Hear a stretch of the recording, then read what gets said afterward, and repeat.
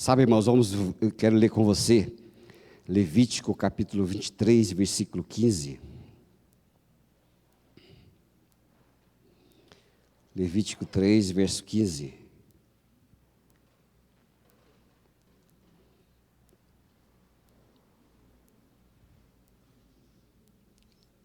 Levítico 23, eu falei, foi isso?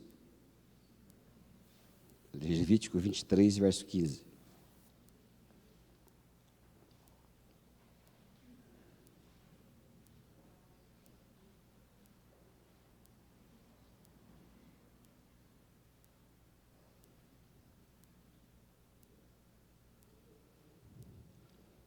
Diz assim a Bíblia, olha.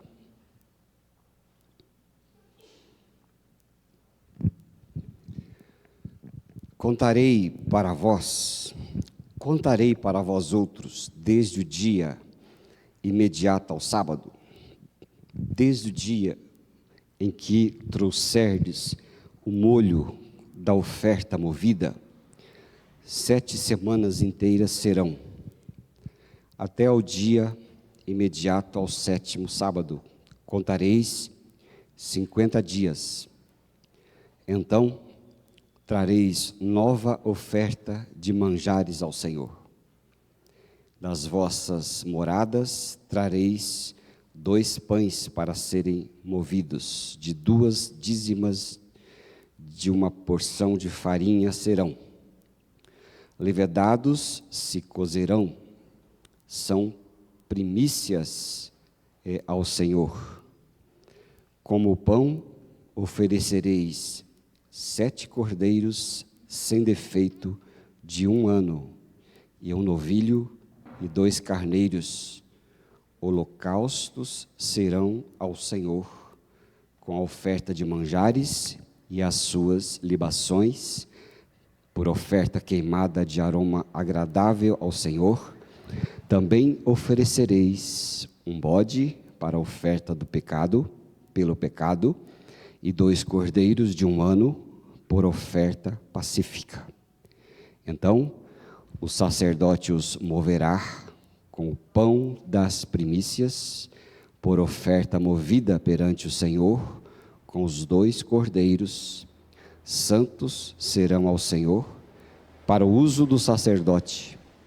No mesmo dia se proclamará que tereis santa convocação, nenhuma obra servil fareis, é estatuto perpétuo em todas as vossas moradas, pelas vossas gerações. Quando cegardes a messe da vossa terra, não rebuscareis os cantos do vosso campo, nem colhereis as espigas caídas da vossa cega. Para o pobre e para o estrangeiro as deixareis. Eu, o Senhor, sou o vosso Deus. Aqui em Levítico, nós encontramos um mandamento específico para que o povo pudesse se lembrar daquilo que Deus fez por eles lá na saída do Egito. O povo do Egito, que estava no Egito, foram levados cativos todos para o Egito. Ficou muito tempo, né? Vocês lembram quantos anos diz que o povo hebreu ficou no Egito? Quem lembra? Quanto? 400 anos. Meu Jesus, 400 anos é muita coisa, né? Por aí. É muito tempo, né?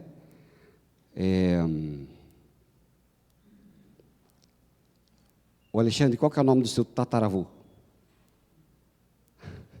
Ai? Não? Aí, tá vendo? Isso porque faz no máximo 150 anos, né? 400 anos. Já pensou? Alguém lembra o nome do tataravô aí? Olha ali, qual que é o nome dele, Ivete? Hã? Luigi. Alcebiades. E lá, já sei. José? E aí? Qual que é? Fala mais alto aí. Julho? Julho? Tá bom. Olha, o povo lembra dos tataravô. Eu não sei. Fala bem, na verdade, eu não sei mesmo. Não vai ser agora que eu vou lembrar, né? Hã? Pois é. Nunca fui ligado na genealogia. Só sei o nome da minha avó, que tem 99, está viva ainda. 400 anos é muito tempo. É muito tempo. Não é? 400 anos de sofrimento. Até que um dia o Senhor resolve no seu tempo, a dizer, vocês vão sair daí, agora chegou o tempo de vocês procurarem o lugar de vocês. E ali chamou Moisés, e Moisés levou aquele povo, vocês conhecem a história, e ali foram libertos, e eles passaram pelo mar. Qual que chamava o mar? Mar Vermelho é vermelho? O Dino e Dina que já está bem viajado. O Mar Vermelho é vermelho? É ou não é? Passaram pelo mar, mas quando eles estavam passando pelo mar, não é? Lá Moisés olhou para o mar e disse, olha, vamos abrir. E Moisés falou, Senhor, estou aqui, e aí, como é que faz? Você vai abrir ou não vai abrir? Daí o Senhor fala, o quê? Põe o pé na água. Aí ele pôs o pé na água, abriu o mar. A parte que eu mais gosto dos filmes é a hora que vê o paredão. Paredão de água, né? É legal, né? Tem uns filmes engraçados que o cara faz assim, né? É bem engraçadinho o negócio. Abre o paredão e passa pelo meio. E quando eles passam, o exército do faraó vem atrás. E vai todo meio daquele marzão. E quando o exército do faraó, e o faraó estava no mar, o Ramsés II, eles olham, e Deus fala, agora veja o que eu vou fazer. E o mar imerge todo mundo, afunda todo mundo, né? Afoga todo mundo ali. Ou seja, o mar encerra um ciclo. É o fim de um ciclo, né? O mar batiza aquele povo, porque isso que significa o termo batismo. Ele afunda todo mundo. E ali então, Deus fala, lembre-se disto para sempre, porque é o dia em que eu tirei vocês da servidão do pecado. E aquilo foi o batismo grande que aconteceu. Um dia alguém falou, mas eu não acredito, porque o Mar Vermelho não é tão fundo assim, então ele não pode ter esse monte de água. Aí o outro falou, outro cheio de fé, falou, então o milagre foi maior ainda, né? Porque como é que pode um riacho afogar todo o exército do faraó? Se vai, né? Crente é crente até debaixo d'água, né? E foi tudo. E Deus falou, daí para frente, vocês vão sempre se lembrar desse fato. E esse fato aí, nós lembramos então, esse sim, que Deus mandou, isso que eu li para vocês de Levítico, né, bem complicadinho, porque você pode perceber que o Senhor vai mandando eles trazerem ofertas e lembranças,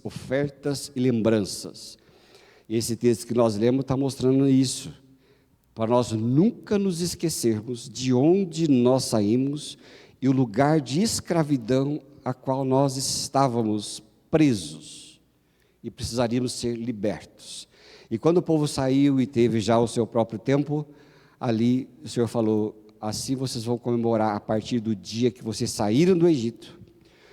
Vocês vão, 50 dias depois, vão se lembrar e vão fazer uma festa. E esta festa, a gente lembra como a festa do Pentecostes.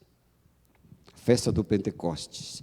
Eles comemoravam então sempre essa festa, fazia a festa do Pentecostes, porque era a festa de alegria, era a festa de provisão, era a festa que eles levavam as primícias de tudo o que tinham, porque tão grande é a salvação que não há o que e nem por que um ser humano deixar de agradecer de onde saiu.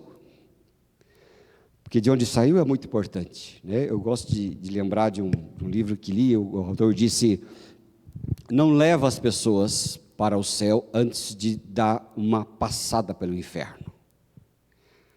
Porque o evangelho moderno, ele é assim, ele tenta levar as pessoas para o céu sem mostrar a elas o inferno.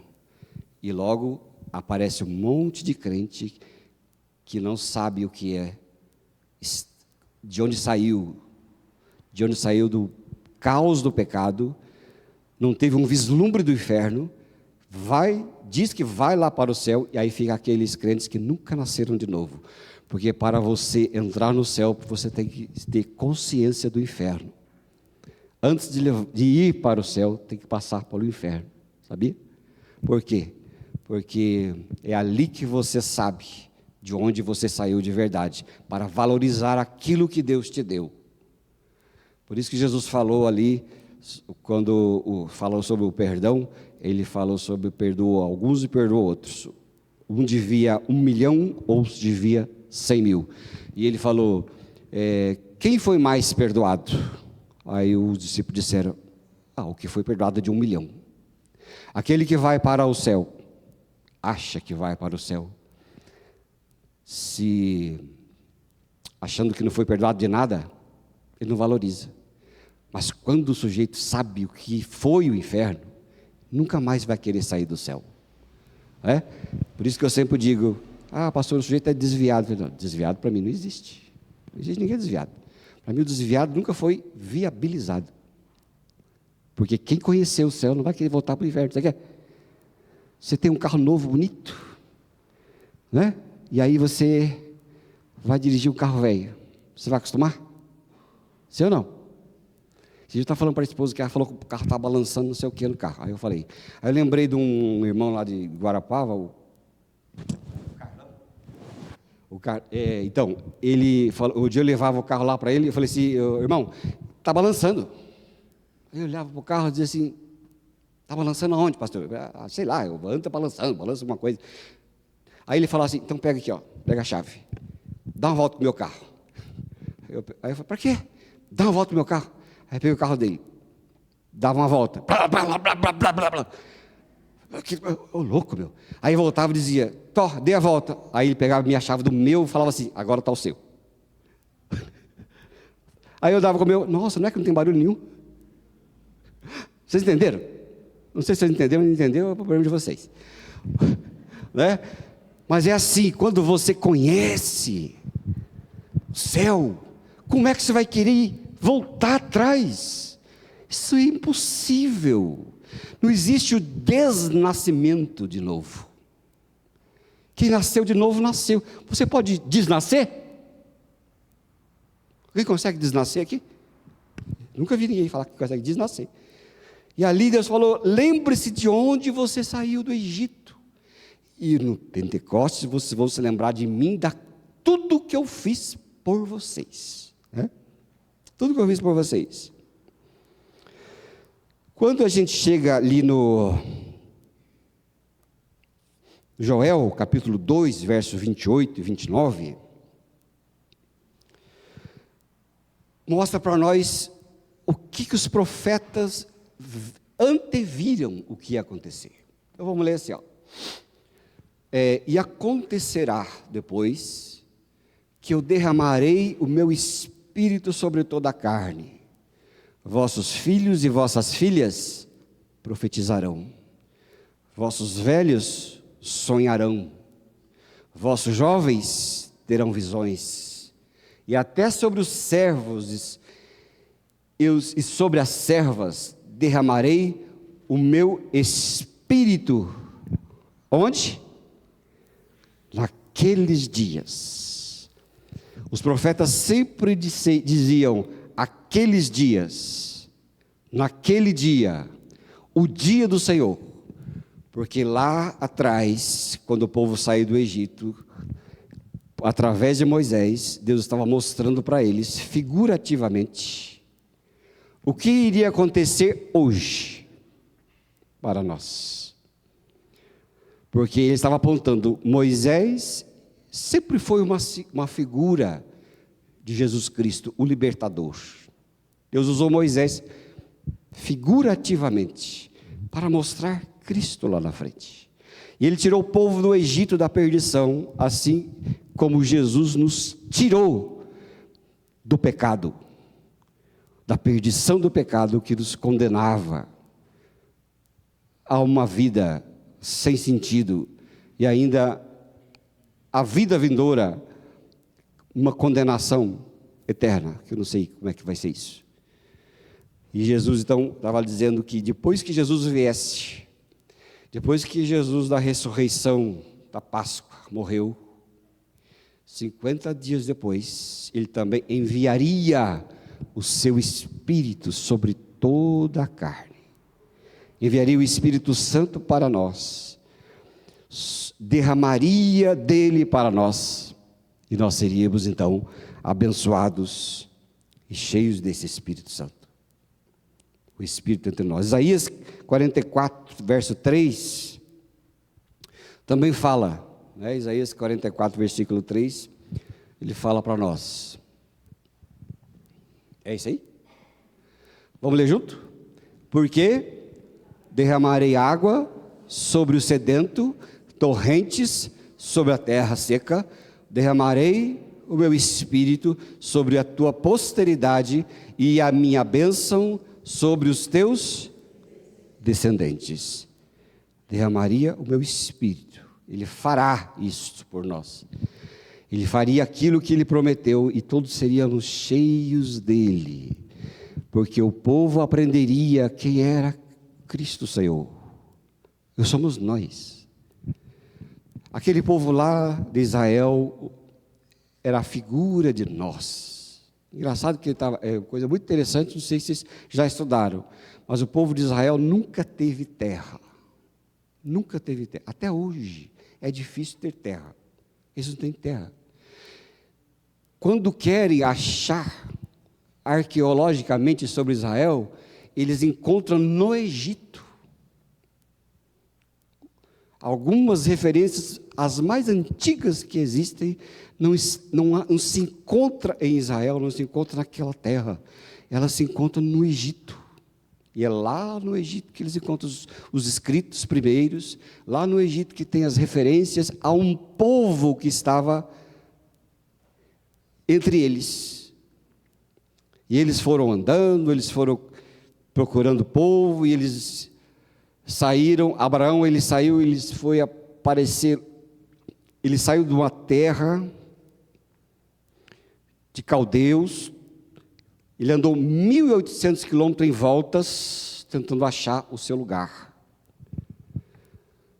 Depois, estabeleceram-se em vários lugares até chegar a Canaã. Canaã era uma terra da Filístia, dos filisteus, era uma terra mesopotâmica e macedônica. Depois foram todos dominados. E depois que eles conseguiram de alguma maneira formar as suas tribos, vieram a dominação. Aí vieram os persas, os medo-persas, os babilônios, foram passando nação e foram expulsando, colocaram o povo, cada nação que ia dominando Israel, eles tiravam um certo número daquele povo, que era o número dos hebreus, e colocavam a sua gente. Os babilônios colocaram babilônicos, os persas colocaram persas, porque eles tinham que plantar gente na terra dominada. Eles nunca tiveram terra, ficaram nessa coisa, né? Talvez é uma maneira de Deus dizer para nós: olha, a terra que eu dou a vocês não é a terra física, é a terra onde eu vou plantar o meu espírito em vocês. Porque a salvação em Cristo ela é a salvação do mundo. Nós somos a terra de Deus. Nós somos aquilo que Deus deu, a Cristo é aquilo que Deus deu para ser a terra. Isso é fabuloso, né? É lógico, nada tira o valor do povo Israel, o povo hebreu. E o povo hebreu só existiu, na verdade, a partir da religião de Moisés. Tudo o que se sabe do povo hebreu é a partir de Moisés e as leis que caracterizou um povo. Por que o povo é povo? É povo por causa das leis, as leis de Moisés. É a religião. Israel, ela é um povo, os hebreus, não Israel hoje, esqueça Israel hoje, como que está hoje, mas os hebreus são um povo da religião. O que marca e caracteriza um povo hebreu é justamente a Bíblia. A Bíblia é a maior referência ao povo de Deus. É um mistério, gente. Certinho mesmo. Você vai ver depois quando você for lá para a glória. Quem vai para a glória? Tá bom. Tem os duvidosos aí? Ou que nos ouviram direito? Mas é coisa preciosa. E aí, os profetas disseram para nós: eu vou derramar o Espírito. Uma das últimas profecias lá em Lucas 24, 49. Essa sim, essa também é boa, muito boa, porque foi dito por ele. Vamos ler junto? Eis que envio sobre vós a promessa do meu Pai. Permanecei, pois, na cidade, até que do alto sejais revestidos de poder. O Espírito Santo.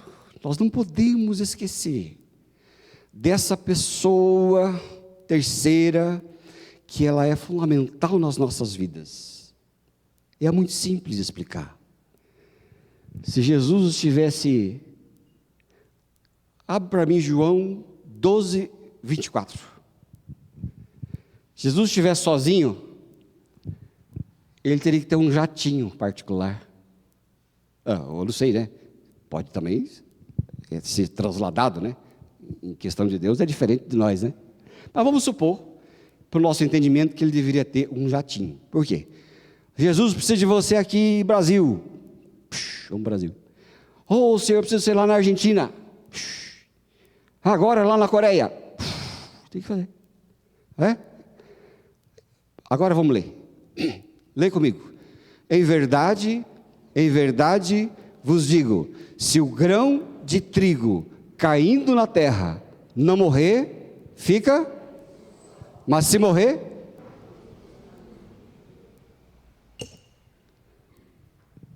se ele ficar sozinho, se o grão de trigo, ele está falando dele, se o grão de trigo não morrer, fica só.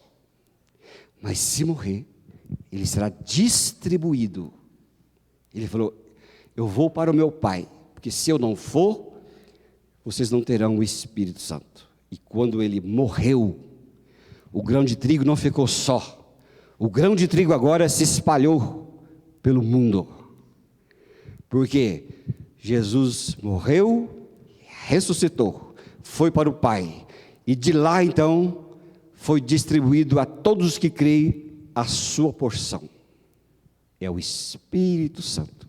O que é o Espírito Santo? O Espírito Santo é a porção de Cristo em cada um de nós. É a distribuição do seu Espírito. É a distribuição dele para todos. De modo com que agora ele não precisa do jatinho. Ele está na vida de todo aquele que crê.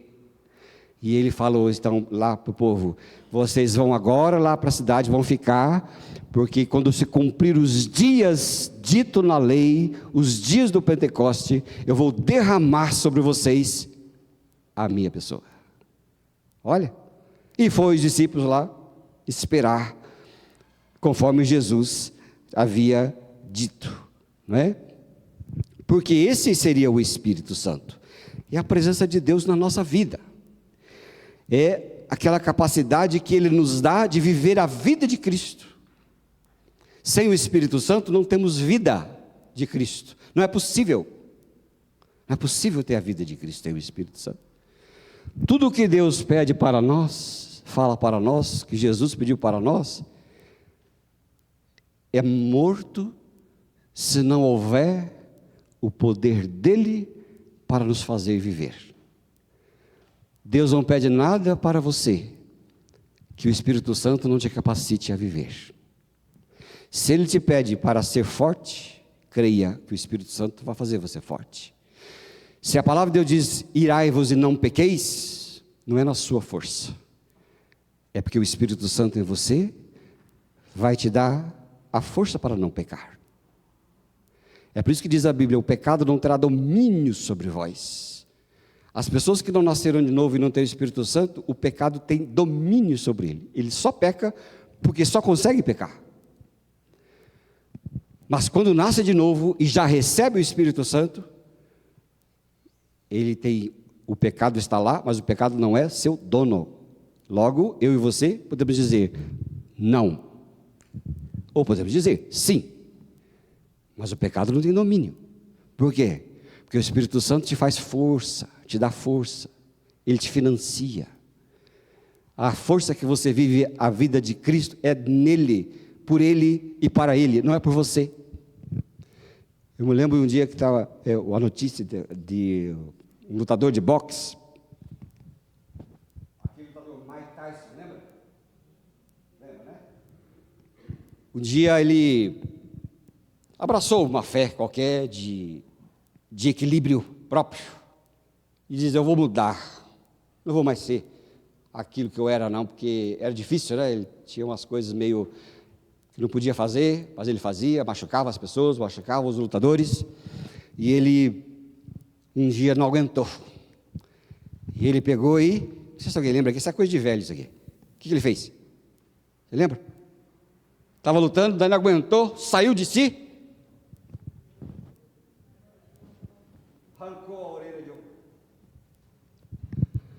e aí, perdi o controle. Eu falei, pois é, autoajuda é assim mesmo. Perde o controle. Perde o controle porque você está financiado por você mesmo. Gente, não se financie, você não vai conseguir. Não se prometa, né? Sabe essa coisa de casal, né? Todo casal tem isso aqui, a esposa falou, você promete que não vai fazer isso? Eu falei, não prometo mais. Por que eu não prometo mais? Porque eu já prometi quantas vezes? Faz 20 anos que estou prometendo. Então eu não prometo mais, não aguento, não dá certo. Não prometa.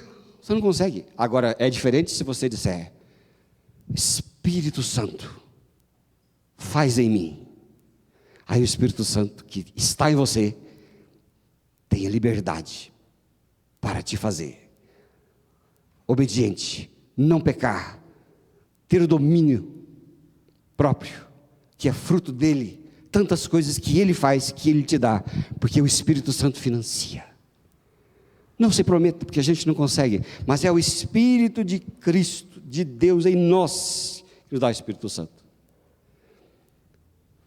Por isso, toda vez que a gente batiza alguém, a gente fala, na oração que a gente faz, a gente diz, recebe o Espírito Santo. Porque sem o Espírito Santo, você é incapaz de prometer o que você prometeu aqui na igreja, quando você está sendo batizado ou sendo recebido. Recebe o Espírito Santo, porque é o Espírito Santo que vai te tornar capaz de ser discípulo de Jesus. É o Espírito Santo que vai te tornar forte, um crente abençoado. É o Espírito Santo que vai te dar os seus frutos. É esse Espírito Santo que não pode ser o Deus esquecido. Tem um livro que eu ia ler, acabei não lendo, mas chama O Deus Esquecido, porque às vezes a gente esquece Deus esquecido. A gente fala muito de Jesus, Jesus, Jesus, adora Jesus, vendo com Jesus, e Jesus, e Jesus. É verdade, tem que fazer isso mesmo. Mas você e eu devemos querer sermos cheios do Espírito Santo. Por quê? Porque é o Espírito Santo que nos capacitará a obedecer a Jesus. E o ministério do Espírito Santo não é outro a não ser glorificar a Jesus. O Espírito Santo está em cada um de nós para nos levar a Jesus, para amar a Jesus, para respeitar a Jesus, para servir a Jesus, para dar a vida por Jesus. É o Espírito Santo que é o motor que nos leva. E nós nunca podemos deixar de orar a Deus para nos encher do Espírito Santo. É esse Espírito Santo que age em nossas vidas, sempre. Vamos ler Atos capítulo 4, Atos capítulo 1, versículo 4. Olha que diz, que interessante que diz a Bíblia.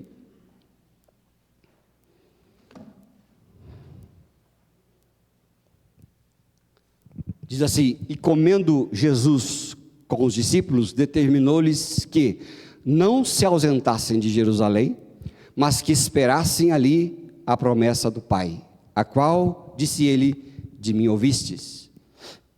Próximo. Porque João, na verdade, batizou com água, mas vós sereis batizados com o Espírito Santo, não muito depois desses dias. Então, os que estavam reunidos lhe perguntaram: Senhor, será este o tempo em que restaures o reino de Israel? Respondeu-lhes: não vos compete conhecer os tempos ou épocas que o Pai reservou pela sua exclusiva autoridade. Mas recebereis poder ao descer sobre vós o Espírito Santo, e sereis minhas testemunhas, tanto em Jerusalém, como em toda a Judeia, Samaria e até aos confins da terra. Sabe, Jesus estava ali dando um pito dos discípulos, porque você lembra aquele verso 5, põe para nós? Porque no verso 5 ele diz assim, olha, 6. Então os que estavam reunidos lhe perguntaram: Senhor, é este o tempo que restauras o reino de Israel? O povo ali, é por isso que eu disse a vocês que eles nunca tiveram terra, porque Deus não queria dar terra a eles e não deu terra a eles, porque a terra somos nós. Porque naquele tempo, o que eles criam, o Cristo messiânico, ele era aquele Jesus que viria para restaurar o reino de Israel físico.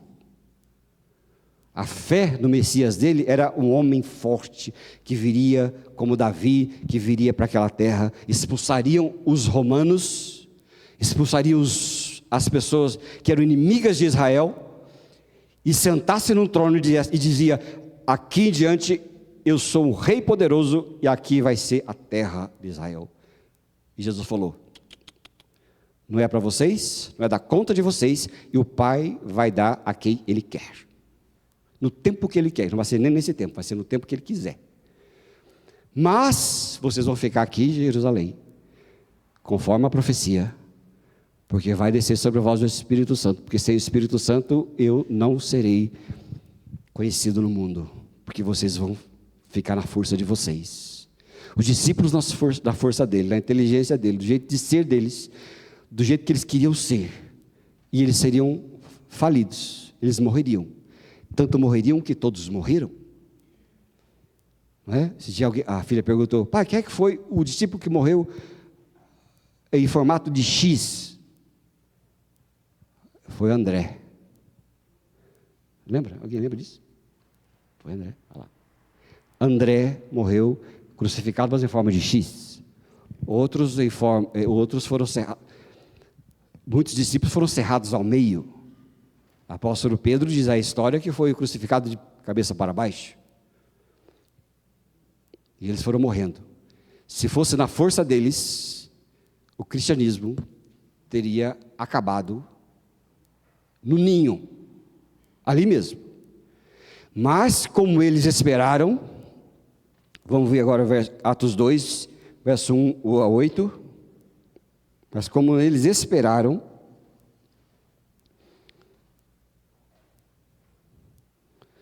ao cumprir-se o dia então de Pentecostes, estavam todos reunidos no mesmo lugar, e de repente veio do céu um som, como de um vento impetuoso, e encheu toda a casa onde estavam assentados, e apareceram distribuídas entre eles línguas como de fogo, pousou uma sobre cada um deles.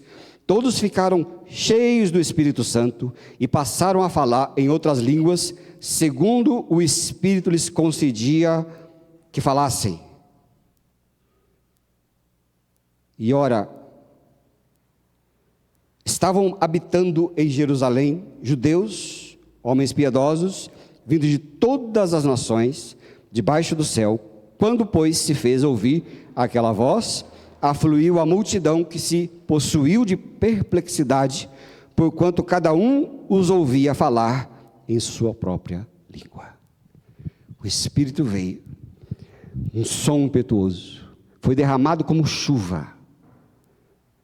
Essa chuva que caiu aqui em Curitiba, e a chuva que cai em tantos lugares, mas é a chuva que veio, o Espírito desceu como chuva em todos aqueles que criam, foi batizando, enchendo. Então, a morte dos apóstolos não foi suficiente para parar Jesus Cristo, porque ali para frente o Espírito ia se multiplicando, um para o outro, e foi crescendo, e o Espírito Santo foi sendo derramado no mundo, e está aqui entre nós hoje. E nós temos esse Espírito Santo hoje, porque a Bíblia diz que deu aquele Pentecostes grande, o mesmo que eles tinham lá atrás do Antigo Testamento, que faziam festa de agradecimento, foi se perpetuando até que ele se revelou na sua inteireza de revelação, que é Jesus Cristo sobre nós, pelo seu Espírito Santo que veio em nós. Você tem o Espírito Santo? Ou você duvida que você tem o Espírito Santo? Se você duvida que você tem o Espírito Santo, você tem que nascer de novo. Você ainda não tem fé. Porque todo aquele que nasceu de novo tem o Espírito Santo. Amém? Porque sem o Espírito Santo você não estaria nem aqui nesse domingo de chuva e de frio. Sem o Espírito Santo você não viria aqui ouvir o Dino e a Dina. Porque tem cantores melhores do que eles. Sem o Espírito Santo você não estaria aqui ouvindo o pastor Fábio. Quem é o pastor Fábio para pregar? Ninguém. Mas você está aqui, porque o Espírito Santo está no Dina, porque o Espírito Santo está em mim, o Espírito Santo está em você, o Espírito Santo nos une e nos torna lindos, os melhores cantores do mundo, o melhor pregador do mundo, os melhores crentes do mundo. Por quê? Porque o Espírito Santo está em você, e você não pode duvidar, porque se você duvida que tem o Espírito Santo, você ofende a obra de Cristo na cruz. Você não tem que sentir o Espírito Santo, você tem que crer no Espírito Santo. Quem crê? Diga, eu creio. Mais forte do que atleticano ganhando dos palmeirenses. Diga, eu creio. O Frank não falou. Você é rebeldinho, hein, irmão? O Frank está rebeldinho hoje. Não é possível coisa dessa. Só porque o Atlético ganhou do Palmeiras? Depois não ganhou mais de nada? Mas está tudo certo. Eu creio. Eu recebo o Espírito Santo. Não é porque você... Às vezes se confunde manifestações. Gente, cada um tem manifestação como que é e diferente. Tem gente que ao ser, sei lá, ao manifestar o Espírito Santo, pula, grita, né, e expressa. Ótimo, tudo bem. Se você quer fazer isso aqui na igreja, faça à vontade. Ninguém vai olhar para você e vai te criticar. Né? Nós vamos fazer que nem o profeta lá fez com a Ana, que disse que ela estava bêbada. Não, fica à vontade. O máximo que vai acontecer, a gente dá uma olhadinha assim e tal, né, e fica nada da gente. É, né, Cleide? Fica à vontade. Se você quer erguer a mão, erga. Se você quer falar línguas do jeito que Deus te deu, que você falasse, fale. Ah, pastor, eu quero falar línguas. Falar línguas para mim é você não ter preocupação com o nexo da gramática. É você abrir a boca e deixar o que você quiser, porque é o Espírito que entende. Aliás, o Espírito Santo entende até você de boca fechada. O Espírito Santo vem de todas as maneiras. John Wesley nunca falou em línguas, e foi um avivalista do século XVIII.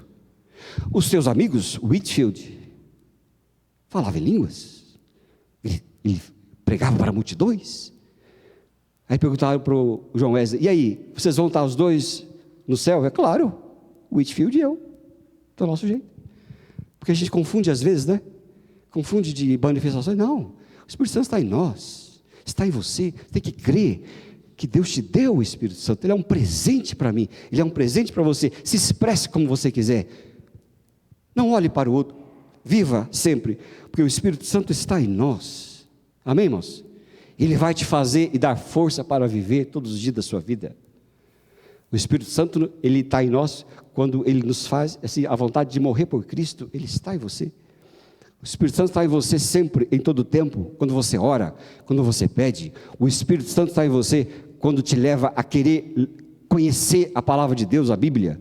O Espírito Santo está em você quando te leva a um culto como esse, a um grupo pequeno. O Espírito Santo está em você quando você vai para a escola dominical. O Espírito Santo está em você quando você quer e tem sede das coisas de Deus. E quando você tem o fruto. Olha lá, 1 Coríntios 12, que diz lá, 1 Coríntios 12,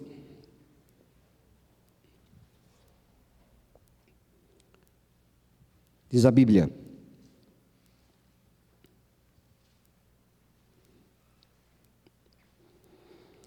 os dons são diversos, verso 4, vou ler.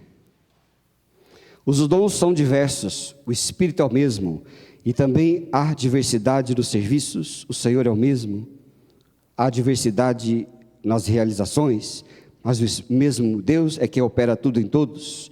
A manifestação do Espírito é concedida a cada um, visando a um fim proveitoso, porque a um é dado mediante o Espírito a palavra de sabedoria, a outro a palavra do conhecimento, a outro no mesmo Espírito a fé, e a outro no mesmo Espírito os dons de curar, e a outro operações de milagres, e a outro profecia, e a outro discernimento de espírito, e a um variedade de línguas, e a outro capacidade para interpretá-las, mas um só é o mesmo Espírito, realiza todas as coisas, distribuindo-as como lhe apraz a cada um individualmente.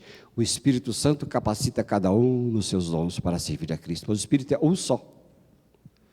E tudo que temos é dele. Sabia? Ah, você canta bem, toca bem? Ele te deu. Ah, você ensina bem, é um bom professor, boa professora da escola dominical? Ele te deu.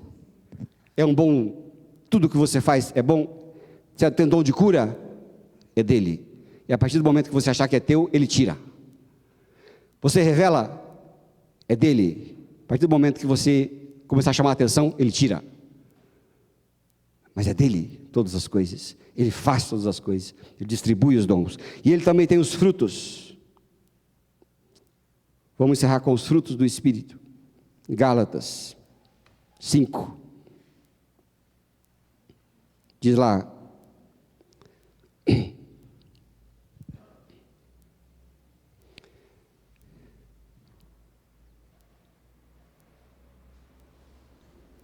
Gálatas capítulo 5.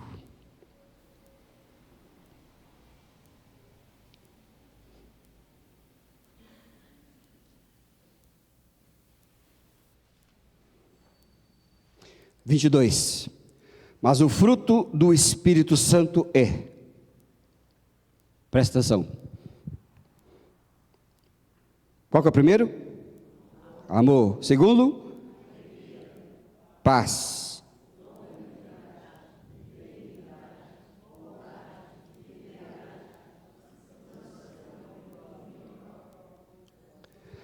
O fruto do Espírito vem. Ele vem. Não se prometa que vai fazer as coisas, porque o Espírito vem.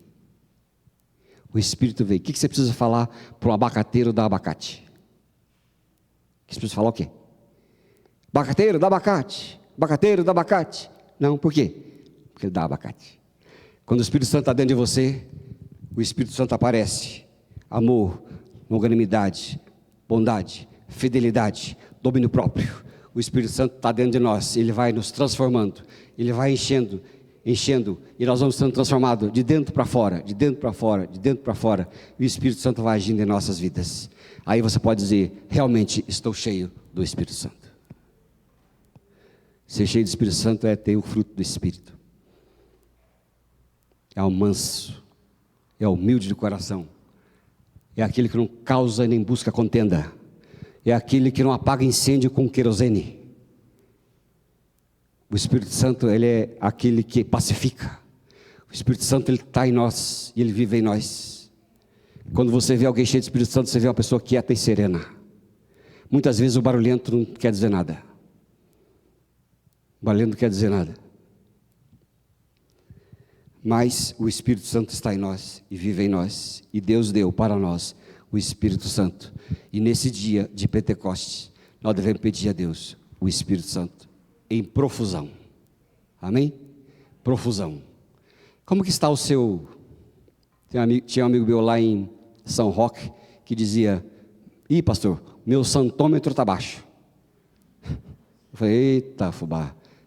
Eu falei: ih, pastor, vai chegando quinta, sexta-feira, meu santômetro fica lá no pé, fica na reserva.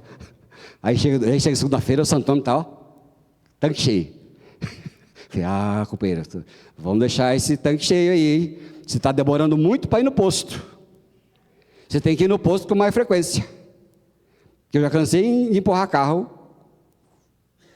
da minha época de lá atrás.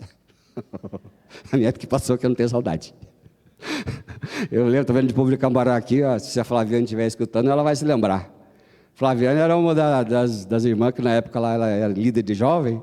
Uma vez nós tinha um Fiat vermelho, o Fiat Uno vermelho, né?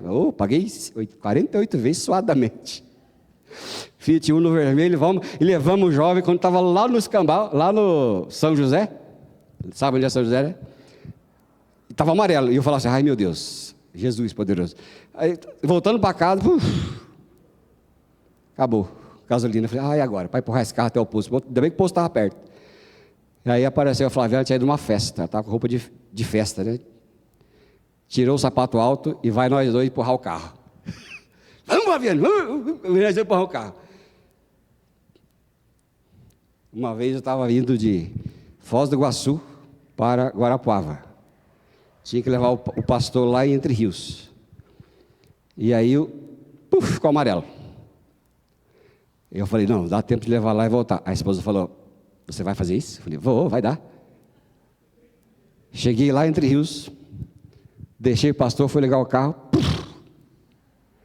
Entre Rios o posto não abre à noite. Esse aqui morou lá, inclusive. Não abre à noite o posto. Falei: Jesus poderoso. Aí fui lá na igreja, estava o culto rolando lá, e estava achando alguém que tinha um carro velho para puxar o gasolina, porque carro novo não puxa gasolina, né? Quem tem carro velho? Aí, bom, aqui, pôs um pouco lá, e isso porque a esposa estava já assim, está cansada da viagem, chovendo. E aí, criança, para buscar. Aí ela olhou para mim e disse: precisava disso? Eu olhei para ela e falei: você não precisava falar isso, que já sei. Já estou nervoso, suficiente. Para que deixar o tanque esvaziar? Nesse dia de Pentecostes, você tem que colocar no coração: Jesus, não deixa meu tanque esvaziar. Não deixe meu tanque esvaziar. Não posso chegar vazio na terça-feira, não posso chegar vazio na quarta-feira, eu não posso chegar vazio. Enche-me do Espírito Santo. Toda vez que a gente acorda nesse dia como esse, que Deus prometeu que vai dar o Espírito Santo para nós, e deu o Espírito Santo para nós estamos: enche-me do Espírito Santo. E como é que você se enche do Espírito Santo? Ou como é que Jesus te enche do Espírito Santo? Quando você ora todos os dias, quando você lê a Bíblia todos os dias, quando você troca a série da Netflix todos os dias, quando você tira a televisão um pouco, tira o celular um pouco e vai lá orar. Enche-me com o Espírito Santo, e enche o Espírito Santo, deixe seu tanque cheio. As maiores desastres e tragédias acontecem na vida dos crentes quando o tanque está vazio. Desânimo acontece, depressão vem, suicídios acontecem, tudo com o tanque vazio. E às vezes a gente deixa o tanque esvaziar. Não deixa. Seja cheio sempre do Espírito Santo. Amém, irmãos e irmãs? Vamos orar por isso? Vamos. Dino, vem aqui, canta um canto do Espírito Santo para nós. Sei que vocês já pensaram um monte deles. Graças a Deus. Vamos cantar com os nossos irmãos.